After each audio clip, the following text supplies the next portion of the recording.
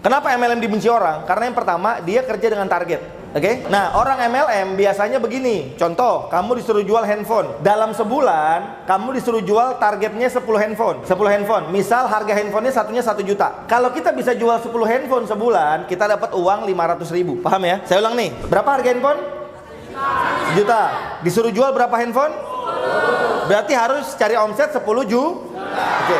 Kalau kalian tembus bisa jual 10 handphone, kamu dapat duit 500.000. Nyambung ya? Oke. Di perjalanan waktu dia menjual produk ini, alhamdulillah selama sebulan sampai akhir bulan terjualah 8. Pertanyaan saya, perusahaan untung nggak? Untung nggak mas? Kenapa untung? Karena 8 kejual. Pertanyaan saya, harusnya mas dibayar nggak? Kalau MLM mas nggak dibayar. Nyambung sekarang mas? Kenapa MLM dibenci? Karena nggak dibayar.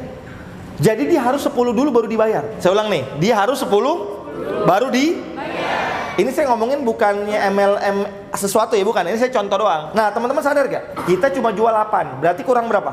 2. Betul ya? Oke, gimana caranya biar kita dibayar? Nombok. Berarti mas keluar duit pakai uang sendiri 2 juta beli handphone sendiri. Pakai duit kita 2 juta. Berarti hilang duit 2 juta. Berarti kita nyampe dong target 10. Alhamdulillah kita cair 500.000. Untung? Rugi 1,5 juta.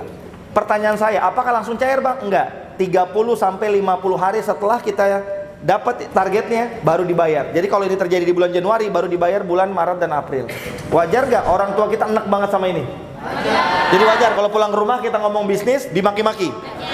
Karena malu korban. Dan zaman dulu dari tahun 90-an itu paling ramai MLM 90-an sampai 2000-an. 10 tahun 20 tahun itu semua MLM merajalela masuk ke kalangan mama. Saya nggak enak sebut MLM ya, semuanya Anda tahu pasti. Banyak. Dan itu semuanya caranya sama, pakai target. Nah pertanyaan saya, kalau dia udah nyampe target, tutup poin itu artinya apa? Apa arti tutup poin tadi? Tadi nutup tadi itu tutup poin namanya. Berarti kalian beli sendiri. Kalau bahasa Betawinya apa? Nombok. Berarti kalau kalian sudah nombok, nanti kalian naik level. Jadi yang pertama orang itu baru join level 1, paham nggak? Saat dia udah nyampe target, dia naik level ke level 2, Vi. Berarti kalau levelnya naik, otomatis penjualannya harus naik gak? Iya.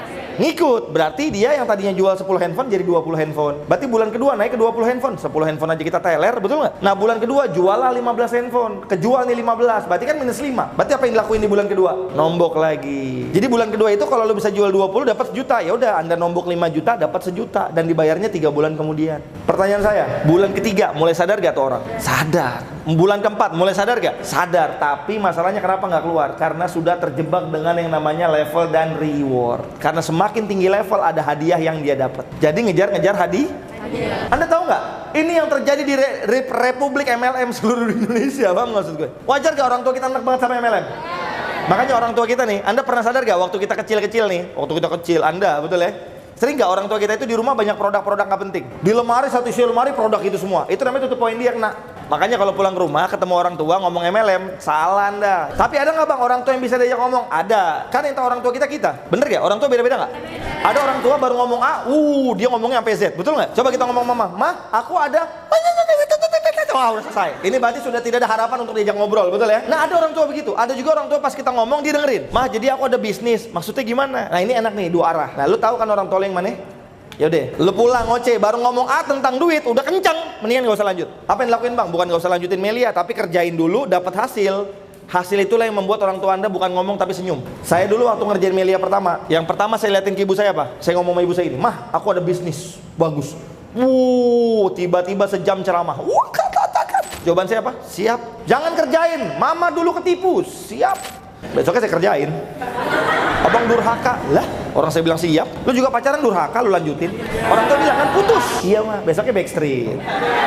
Yang buat neraka paling mentok lu berjuang, betul nggak? Kenapa sih orang tua kita ngelarang? Selain MLM ini masalahnya?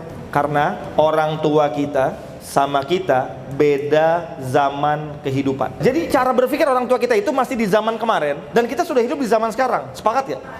Contoh, siapa yang orang tuanya punya Android, punya handphone? Sering nggak Anda ngalamin fase di mana orang tua Anda nanya berulang-ulang sampai kita bingung?